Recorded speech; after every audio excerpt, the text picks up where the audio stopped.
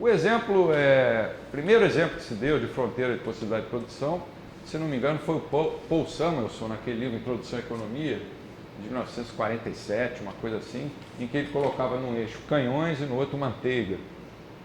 Mas no nosso caso aqui, a gente está interessado no dilema, no trade-off que existe entre investimento e consumo.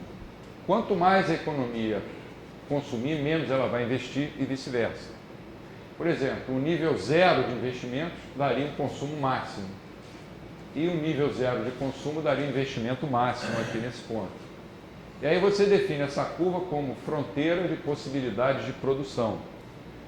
Se a economia estiver operando nessa fronteira, em qualquer ponto dessa curva, a teoria econômica nos ensina que ela vai estar usando os recursos de uma forma eficiente.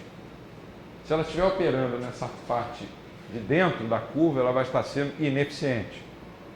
E fora da curva, para cima, é impossível. Ela não pode operar.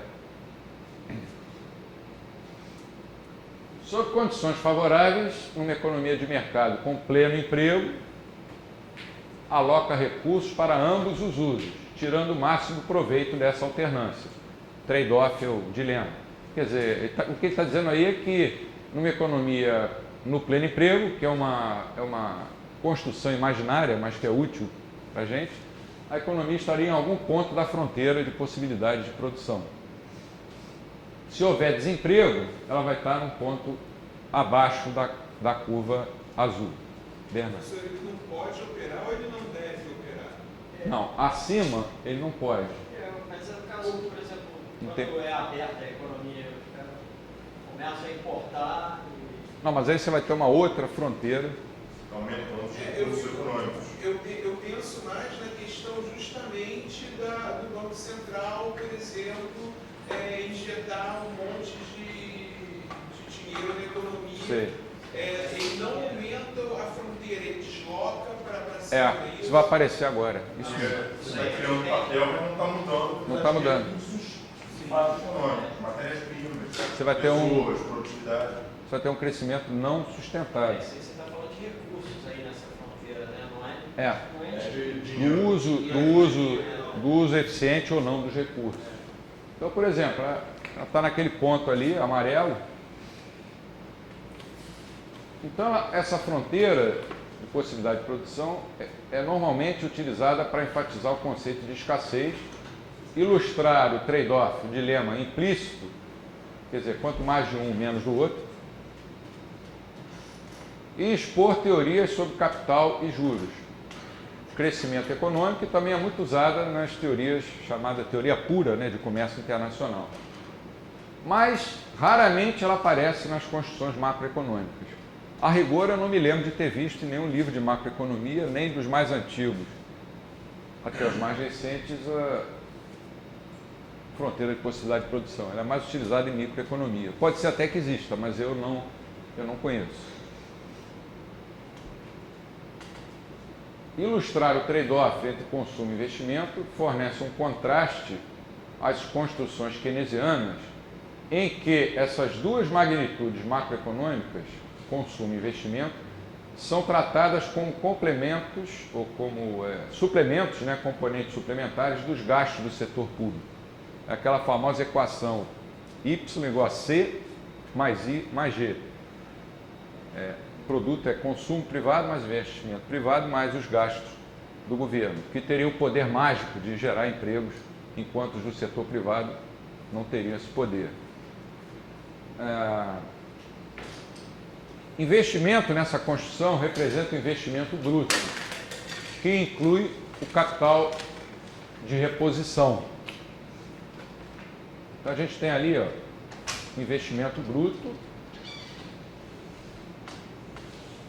Tipicamente, um investimento necessário apenas para repor o capital que se desgastou ou ficou obsoleto. Esse investimento é menor que o investimento bruto, total bruto. Ou seja, a depreciação do capital é necessariamente menor do que o investimento total, ou bruto. Qual é a taxa de depreciação? Sei lá, 7%, 10%. Então aqui você tem capital de reposição e o investimento bruto. A diferença entre as magnitudes reposição e bruto constitui o investimento líquido, que é o que permite o crescimento da economia, que está marcado aqui com essa setinha. É o investimento líquido.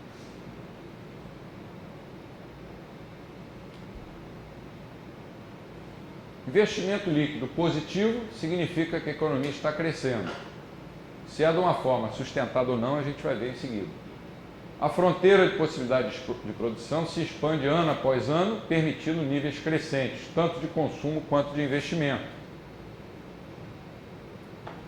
Essa expansão da fronteira representa um crescimento econômico sustentável, ou autossustentável, como se diz. Veja a economia crescer, olha lá ela crescendo.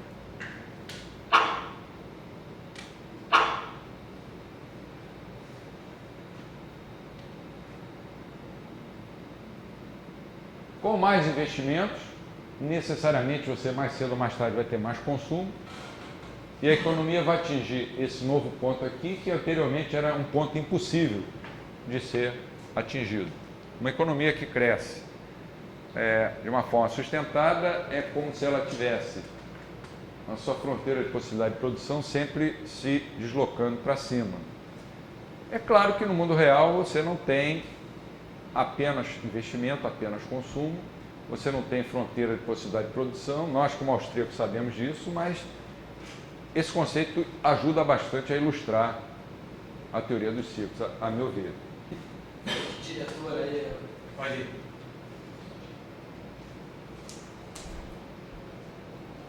Quatro períodos de crescimento são mostrados nesse gráfico, com o consumo, bem como a poupança e o investimento aumentando em cada período. A taxa real de expansão da fronteira de possibilidade de produção depende de muitos fatores. Por exemplo, com o crescimento econômico, aumenta também a depreciação do capital. Mas aumentos da renda geralmente são acompanhados por aumentos adicionais na poupança e no investimento.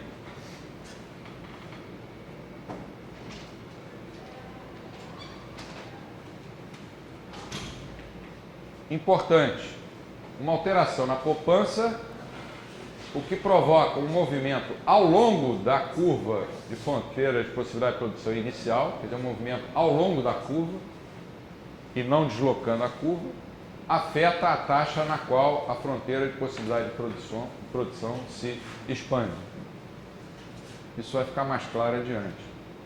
Suponha que as pessoas agora se tornem mais econômicas, mais pão duras, mais orientadas para o futuro. Elas vão reduzir o consumo atual, né? E vão começar a poupar. Veja o movimento que vai acontecer ao longo da fronteira de possibilidade de produção. Veja o movimento ali.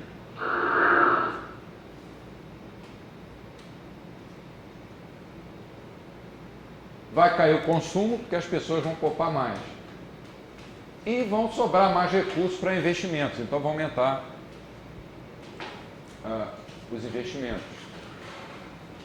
Você passa desse ponto inicial para esse, significa que a economia continua, em termos de eficiência, ela está ao longo da mesma curva de fronteira de possibilidade de produção, mas agora a propensão a poupar aumentou.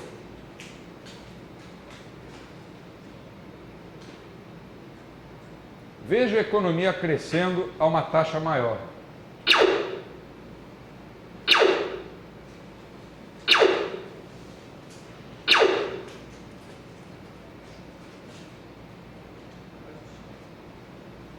Muito mais consumo, muito mais investimento.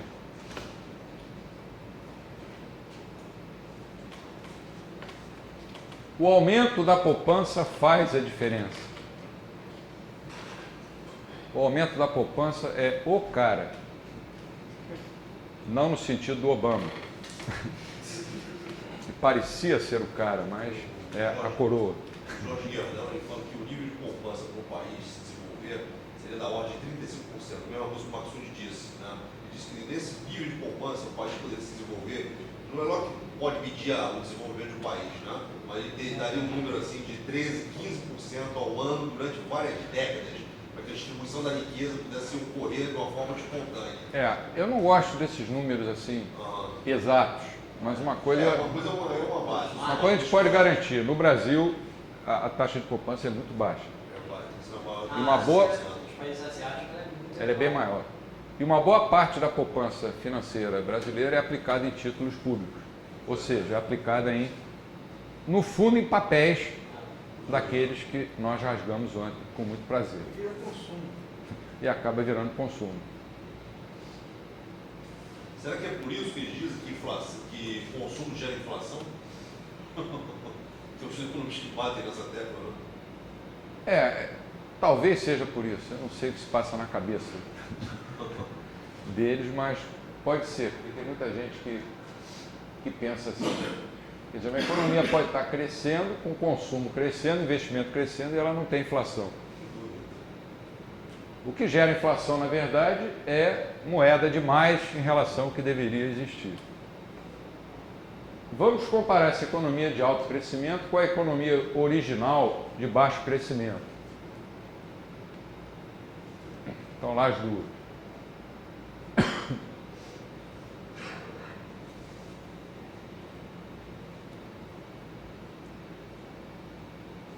E olha a diferença que o aumento inicial na poupança traz ao padrão de consumo e de investimento. O consumo cresceu, está bem acima do que era, e também o investimento.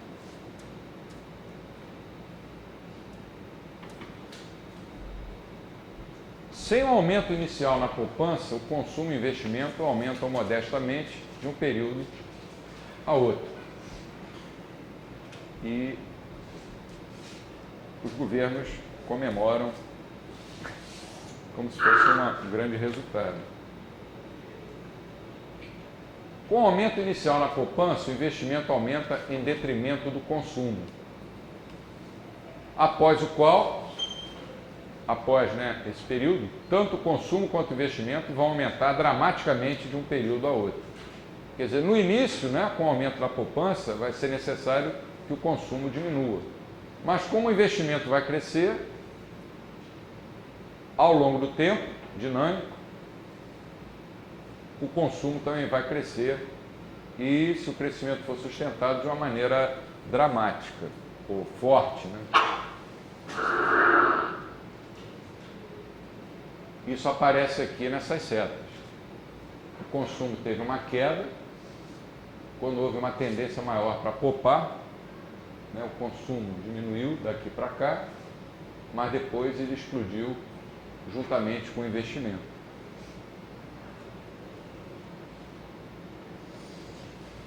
Já no quarto período, a poupança inicial se transformou num nível de consumo maior do que de outra forma teria sido possível. Qual é o quarto período? 1, 2, 3, 4. Aqui, Não, 1, 2, 3, é o último que ele está falando. O consumo ficou maior do que teria sido até no caso extremo em que todos os recursos fossem aplicados em consumo. O consumo atingiria o máximo naquele ponto ali, que é a primeira curva mais baixa, corta o eixo vertical, e aqui o consumo é bem maior do que seria, mesmo se a economia no início só consumisse e não investisse. E aparece ali essa horizontal para mostrar isso. Aparentemente, não tem nada de austríaco aí, segundo alguns pensam. Mas se você olhar profundamente, você vai ver que tudo isso aí é da escola austríaca de economia. Só que apresentado de uma maneira, vamos dizer, mais moderna. Para a gente poder conversar com os colegas. Mesmo assim fica difícil. Porque eles perguntam, cadê as equações? Onde é que estão as equações? Cadê o teu modelo?